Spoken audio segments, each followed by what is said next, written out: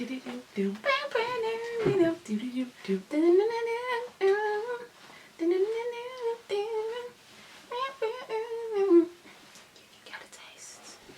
Hey! That's the song of your blood. Jesus. What? Whoa. Hey guys! It doesn't feel like... Oh, we're back, by the way. Oh yeah, we're back. Sorry. We actually recorded another video, so it doesn't really feel like I'm saying that we're back, but we were kind of back like a month ago. Yeah. But we assessed the video and we thought, you know, we want to come back with something a little bit more LFLay, you know, a bit more juicy, a bit more fun, a bit more playful. So we wanted to come back with something for you guys, just, you know, start night 2019. Yes, we know it's March. Let's just say some mercy, okay? Start 2019 with something a bit more relaxed and give you some LFL love. Let's just start off by calling this video Compatibility 2.0. Many years ago, in our prime, we did a video called we didn't call it Compatibility in the title. It was something like, my boyfriend needs to be a criminal, something like that. But from, you know, what I've been observing recently, I just thought, you know, I think we need to address this topic again, but just add an extension. Because it looks like we all know what compatibility is, but our application to our lives is a bit... So before we dive into this topic, let's just recap what it means to be compatible. What it means to be compatible is two things that are able to exist or occur together without problems or conflict. And synonyms for that would be to be suited, well matched, like-minded. So to be compatible, you have a man and a woman who come together in a romantic relationship, and they are able to coexist without any major problems or any major conflicts. Because obviously in a relationship you always have disagreements and you might have some issues, but the key word in this is disagreement. We're not talking about some massive torpedo arguments where you break each other down. That is a key sign of incompatibility. So to be like-minded was one of the synonyms as well. So if you're like-minded, you have the same views on your values, your morals and your beliefs. And I'm not saying you need to have... Yeah, maybe not the same views. Yeah, but, like the similar foundation. Kind of like core. Yeah. The things that actually mean a lot to you and the things that are really important to you, you guys see eye to eye. Before we get really... So before we dive into... So then how to introduce this second part. So okay, I'll just speak just in case. So I would say that a risk of being with somebody that you're incompatible with is just, you know, loss of time and just embarrassment, really and truly. Loss of time. Yeah, it's funny with Beverley. This example is so Beverley. Yeah, that's embarrassment. And embarrassment to your name. Yeah, right. You know. Sometimes, have you ever sat back and thought about the people you liked when you were like younger, and just think about we kissed. You know, when you just cringe hard and you just get electric shocks down your body, like you just think of, oh my god, I've come to disgrace my house name. Like that's one of the disadvantages, because you just get yourself entangled with something that is just unproductive, that doesn't really add anything to you, and then once you get out of it, you could very much not necessarily derail your destiny, but halt it. And time is something that you cannot get back. Once that time is gone, it's gone.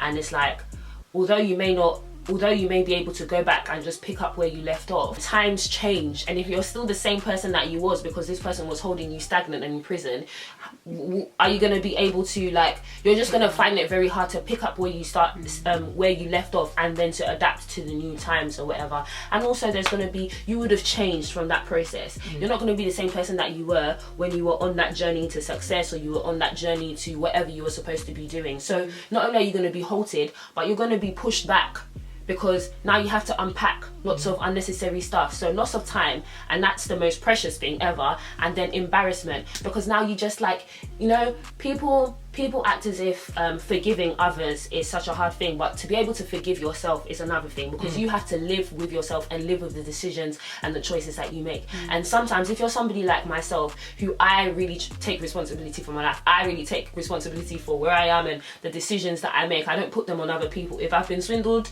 I have allowed myself to be swindled because I'm not stupid.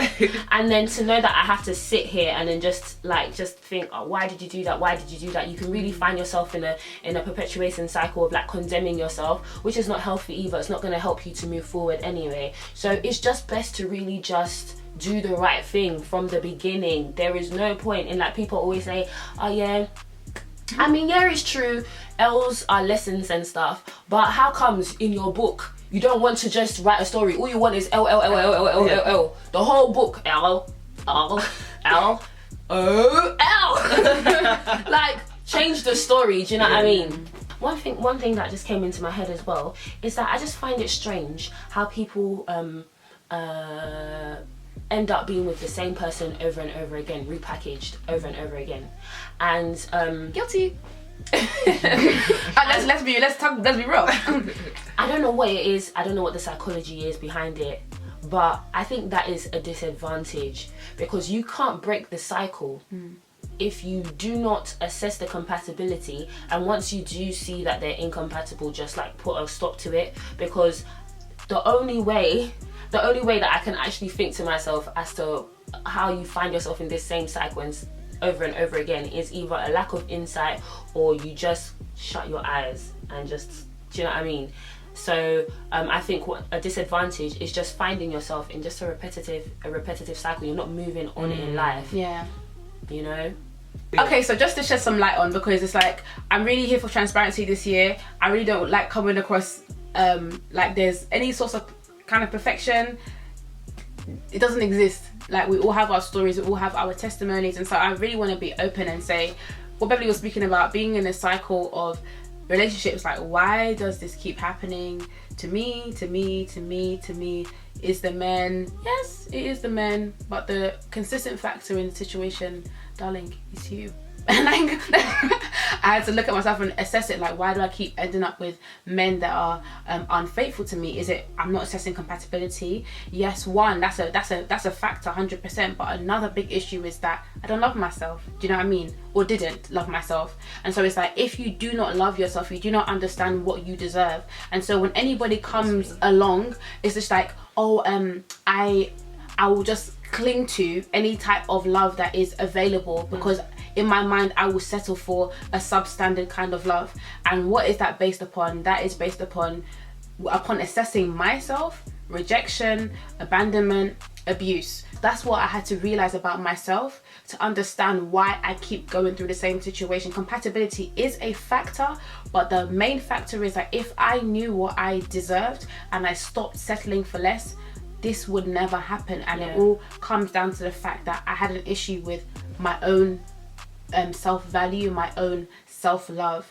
And I think it's a thing of as a woman, I think I was saying it to you, Uvie, actually, like, we all say love yourself, but then sometimes it's like people don't actually know they don't love themselves. Definitely. And it's just like, that's why it's very dangerous. And so it's like actually assessing your life.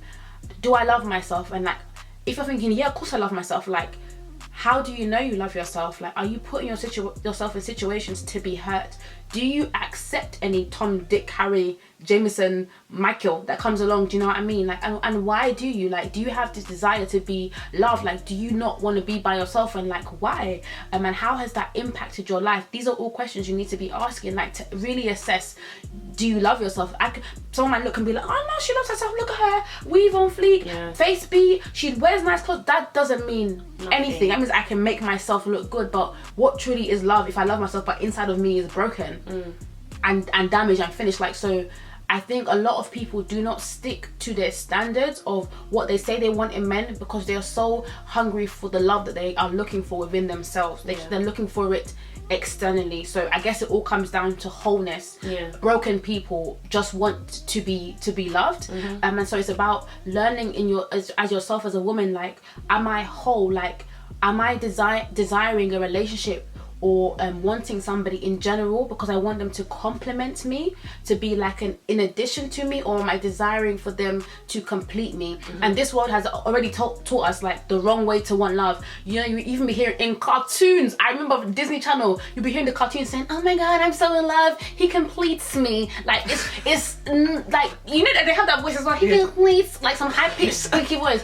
It's like no one is supposed to be completing you. You're supposed to be whole. And this is like being in a relationship with somebody as well. It's about two whole people coming together. The two will become one, which means if you're two, that it must be two separate ones, right, to come together to be one. And two shall become one. So both of you must be whole before you come together. Now, are you desiring somebody to fill you up? And so that means anyone, it's like this vacant space. Any passerby can come by. Like I'm just vacant. Come to me, everyone come to me, like I'm just a dumping ground. Like a dumping ground. You have no standards because you just desire to be loved. And so it's no judgment, but address that, because until you address that insecurity and you address that vacancy in you and that brokenness in you, this will keep on happening time and time and time again.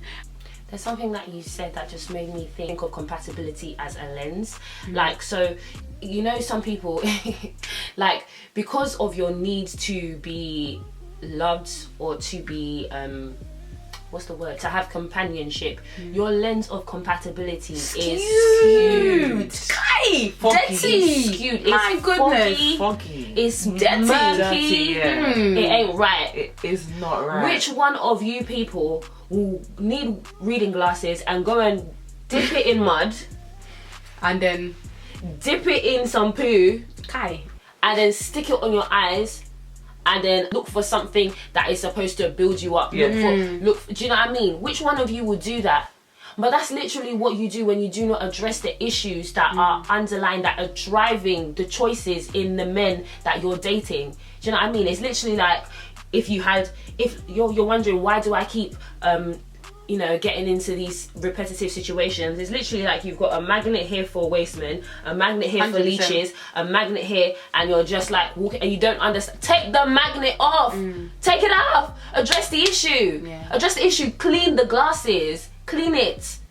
Otherwise, you're just gonna keep getting in the same, and you're gonna be watching this thinking, oh yeah, this is great or whatever. Yeah, I'm gonna assess compatibility every time I'm with somebody. I'm gonna write my list and I'm gonna assess, does he do this? Does he do this? But your list is not turned up. Your list is turned down.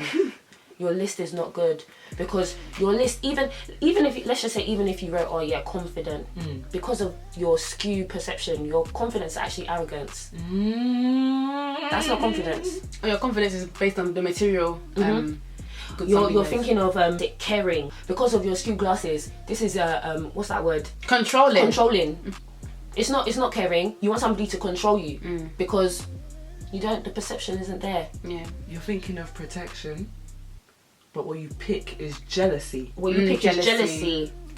That's it. Because you need because the lens is skewed. It's skewed.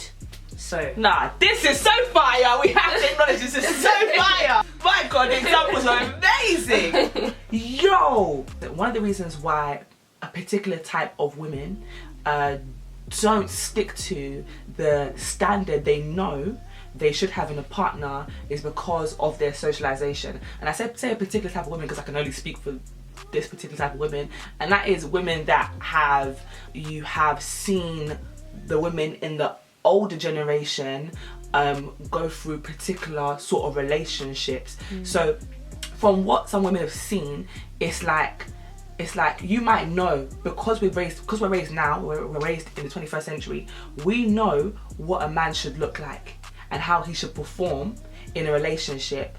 But even though we know it, what we've seen from the generation above is kind of like conditioned us to believe that this is what is right, but you're gonna follow what isn't right because this is what it really means to be a woman.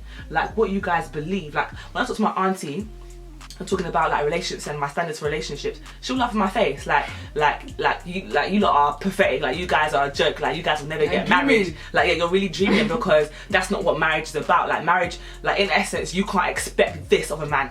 Is in essence what my auntie, I have one particular auntie mine that she will say to me, like, you can't, what your expectations, these expectations you have for a man, like they're childish, you know what I mean?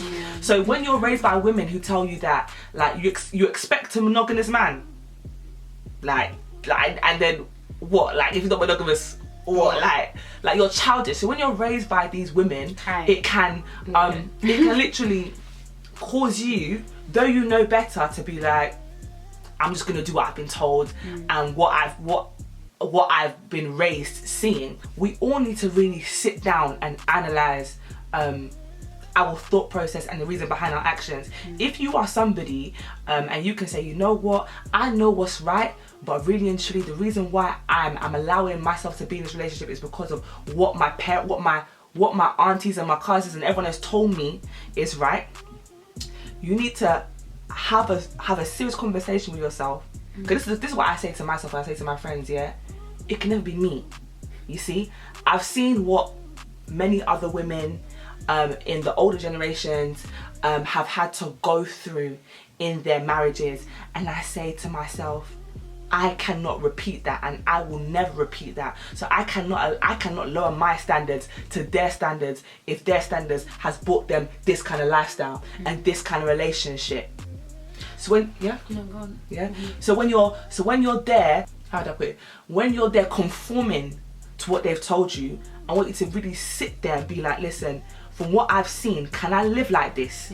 Because I know myself, I could never live like the way I've seen some women live in the relationships, and that forces me to be like, I'm never gonna allow X, Y, or Z.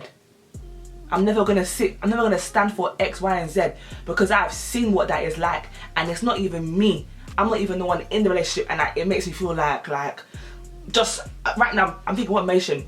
Which one do I have? Like, I could bang somebody, I could vomit, I could cry, like all these emotions just from seeing something, to of actually being the person that is the receiver of what I would call utter foolishness under the guise of marriage and love.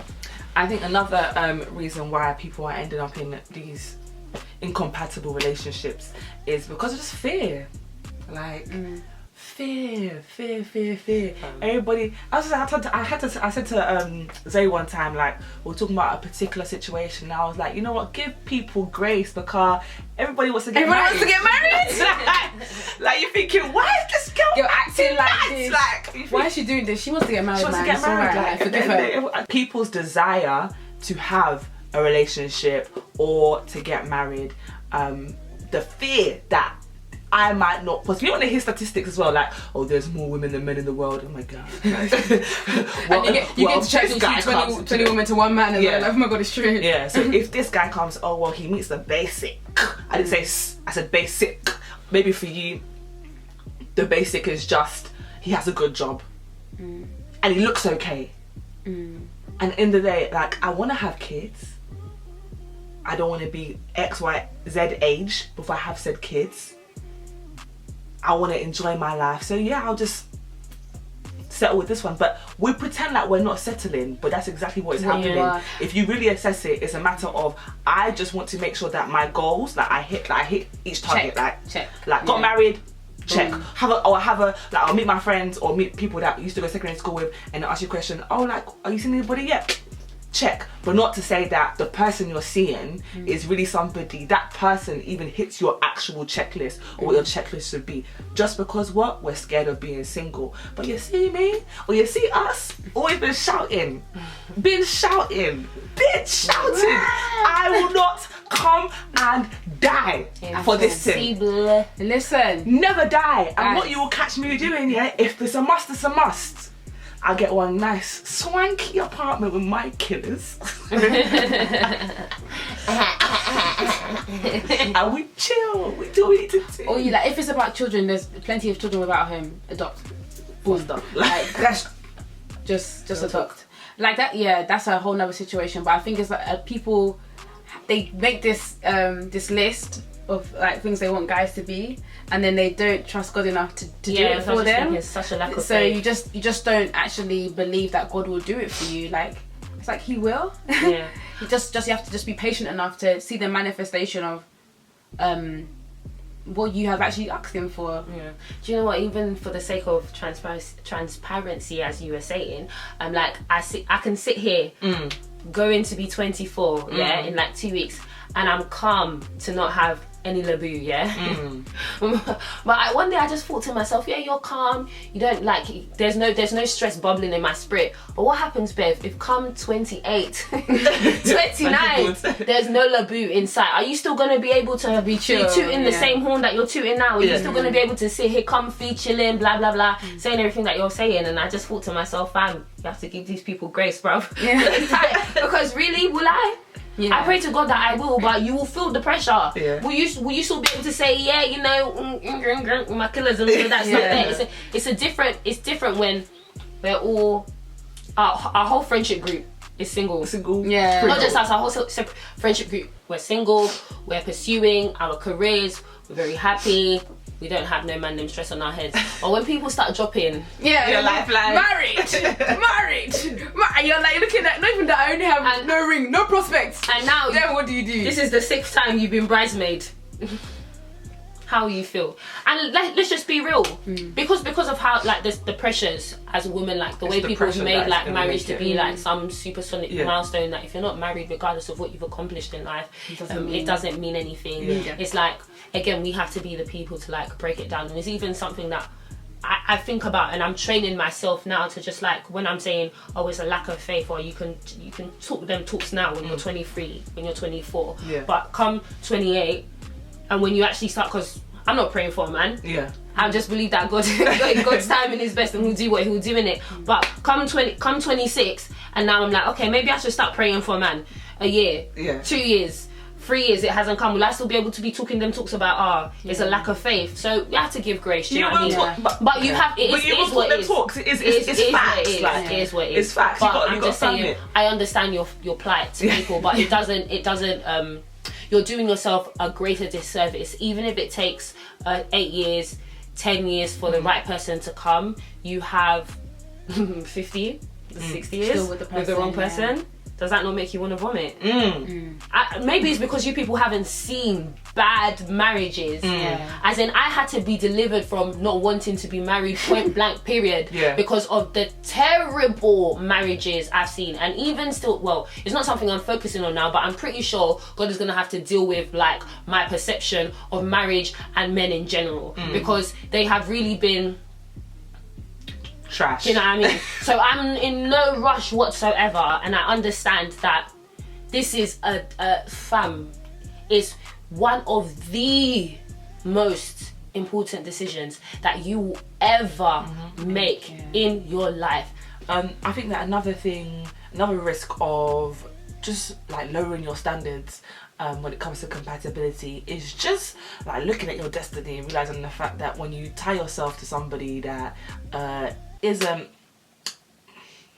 like, it's not on your level, do you know what I mean? Like the person isn't up to the standard, your destiny can really be derailed. I would love to use that saying, like, I'm not going to tie myself to somebody who's going to derail my destiny, because that's how deep the situation is. It's that serious that if I attach myself, that's what this whole relationship thing is, if I attach myself to somebody who we don't values, our mission in life are not complementary, then what are they? If they don't complement one another, they probably oppose one another. So imagine this, I'm here and I'm supposed to be, ambition is just always the easy example, so please don't think that, you know, our life is just to be moguls. That is, you know, going to be a consequence, but that's just not the whole entirety of my life. And then I meet one person, he's very handsome, he's intelligent, he loves God, but even with all this intelligence, all this loving of God, he's just not that ambitious. And not only is he not that ambitious, he likes to dampen my ambition. God forbid. So he tells me, when I tell him, oh, I have to go meet Paul and Christopher in Nottingham to discuss this deal for this piece of land, he's telling me, oh, Nottingham's a bit far, don't you think that you should just you know, talk to someone in London? But the opportunity is not in London, sir, it's in Nottingham. What's he doing? He's dampening my future. Pretty much everything I need to do to get to where I need to get to concerning my career and my purpose. Unambitious Mike is like, oh, you want to go there? That's too far. You want to talk to that person? You're exerting too much energy. You want to improve your education? That's going to cost too much money. What's going to happen to my destiny? Everything that I'm supposed to do on this earth, unambitious Mike, Chris, whatever his name is, because he's not my husband, is dampening it, and he is derailing my destiny. If you listen to him. If I was to ever be with an unambitious Mike, that is what would happen. And what I should have accomplished on this earth, I do not. Why? For the sake of what? For the sake of what? Tall and fabulous. It's okay. For the sake of some inches. Because it's only inches and a good, you know, we're making you. Do you know bids? Yeah, I've become much more appreciative of them. Yeah, they really do add something. Yeah, definitely. They do. Look at somebody and be like, because you guys weren't really, you guys weren't not really before, big. not before, no, but nowadays, yeah, like I was horrified when I at see the bit, like, okay, this is cute. When I don't see the bit, I'm like, no. The bid really adds some. Yeah, the bit is like, grrr. Yeah, it's like, I don't know. It adds girth. Yes. This is compatibility, but we're gonna get a little bit deeper here right now, because it's like, we're not just saying, okay, compatibility is about the other person, we're saying compatibility is about you as well. And so it's like, not just, okay, this guy has to be this or this woman has to be this, but it's like, actually, like, who am I? And we think a lot of people don't actually stick to their standards of what they want in partners, because they themselves don't know who they are. And if you don't know who you are, you don't know what you need. And again, like the excellent example Beverley gave, is like, already, if you know you've got all this baggage, all of this brokenness, all of this pain pent up in you, your lens already for looking for a partner is already skewed. So God knows what your list actually looks like based on, you know what I mean, like, it's already messed up. It's not what it should be based on who you are going to be. It's based on like your current kind of like, the word I want to use is distorted state, like, because you're not where you need to be. And so it's like, you can't truly say you're ready for a relationship or start even drafting your letter for compatibility until you know who you are and you know what you need. Like I was saying to them earlier as well, a lot of people draft their partners based on who they are. So like, even I made a mistake of doing that, wanting someone that's like me. And so it's like, even I was just saying to them, like, even challenge yourself to think of compatibility in a different way. There's no point of having somebody that's exactly like you in a relationship. Like, people's individuality is so beautiful, and so why would I want someone like me? There's already a me in the relationship, why do I want another one? Rather than looking at compatibility like, oh, two replicas coming together, we need to be able to be like a puzzle, like, and we just fit together. The example I used was like, imagine like you're in a team, and so in a team everybody has different skills. So if, let's say for example, Uvie is someone that thinks really quickly on her feet, Beverley is someone that comes up with these great ideas, and we're all very like, we all have, you know, like type A or type B personalities, so we're all type A personalities. It means that we're lacking in another area. It means that maybe our team won't be very good at analysing stuff, our team won't be very good at being patient, or, you know, going into more intricate details, because we're all very fast paced, fast moving, everybody wants to be the biggest voice, everybody always wants to speak over each other. That isn't a good team. And so think about that in a relationship as well. So it's like, where it's like, I might be a type A, if I know I need somebody who can slow me down a bit, or somebody who's more analytical than me, it means that I'm getting somebody who complements my personality, who isn't the same as me, but someone that can our strengths and our weaknesses are balanced. And so where I lack, he gains, and where he gains, where I lack, he has, sorry. And so together as a unit, we're strong. Also assess your list. Like, if you're a banker, I want a banker, you have to be like this, has to have this, like, I mean, there's nothing wrong with it, but really think about, wouldn't it be better to have somebody who doesn't have what I have? I already exist. So okay, so what is some things that people can do to make sure that they're actually living up to or holding themselves accountable to the standards that they've set in regards to when they're picking and choosing who they're going to be with? So I think number one thing that we've addressed, so we don't need to really expand on it much, is to know yourself. Everything in life is going to be, I don't know what the word is, I can only do this. It's gonna flow from within, do you know what I mean? And therefore, in order for you build on to yourself, like you are the foundation, and if you don't have your foundation right, you're just gonna do everything wrong. Does that make sense? I don't have the language to explain it. So basically, know yourself so that your lens of compatibility can be clear and just clear, so that you can make good decisions. I think that it is extremely important that you know what your negotiables and your non-negotiables are. That way you know where you can compromise and where you cannot compromise. So for myself, my non-negotiable is this person must be born again and they must be in pursuit of God. Yeah, put it like that. They must be in pursuit of God, they must be respectful, and they must be ambitious and have the drive to support that ambition. These are my non-negotiables. These are things that there's no such thing as compromise concerning these things. I cannot have somebody that's saved, ambitious and disrespectful. You can't work for me. I can't have somebody that's respectful, saved and ambitious. It can't work for me. But then there's other things where it's like, you know, I guess I could negotiate on, you know, certain things like height. I'm thinking, can you what, with 5'8", yeah? She's even towering. My God, no, that's ridiculous. I'm sorry, I'm 5'11". So you have to add that to your non-negotiable. 5'8" is not even, no, because a non-negotiable would have been like, oh, okay, someone that's 6'3", 6'4", and I've negotiated to 6'2". Yes, so that means somebody who's under 6 foot is not negotiable. Yes. Yeah. So look at her trying to be super. No, that's it's not even like, does it make sense? No, it makes sense. You're 5'8".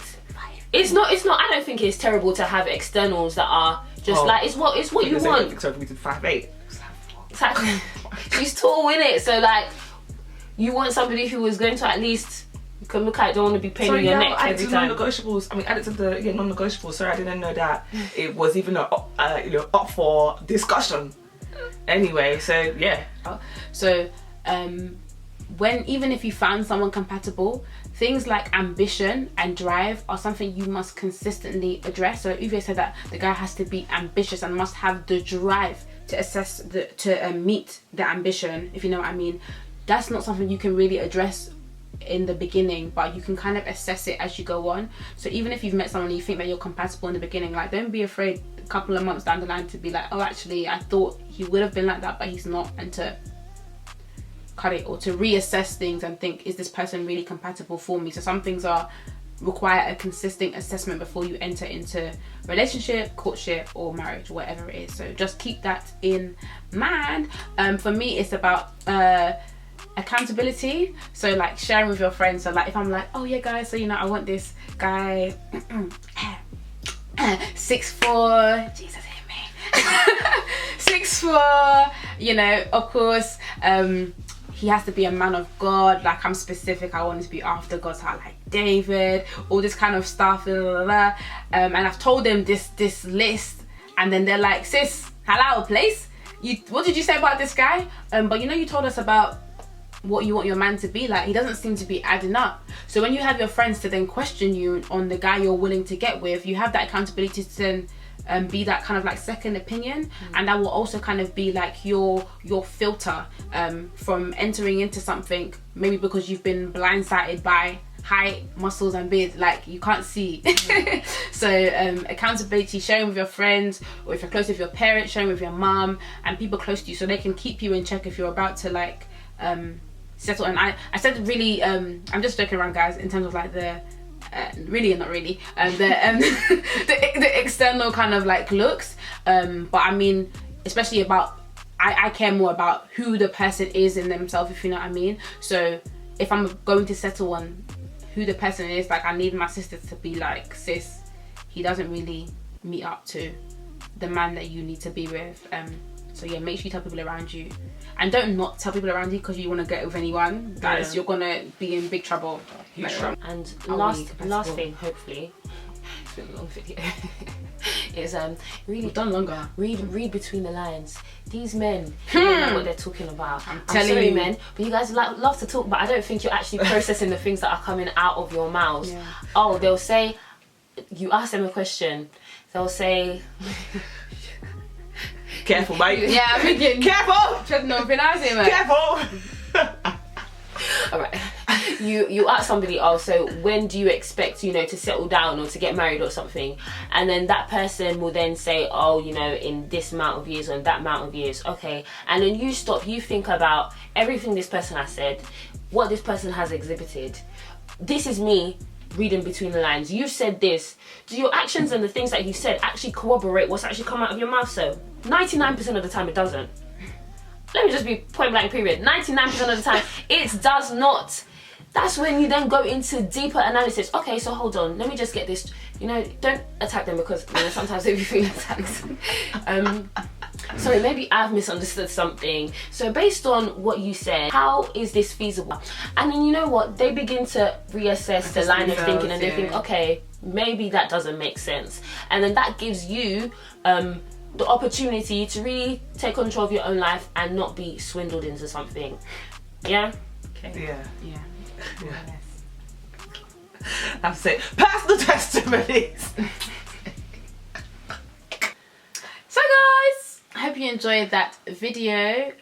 Please like, comment, subscribe, comment down below. Actually, anything that you would like to see from us that we haven't done already.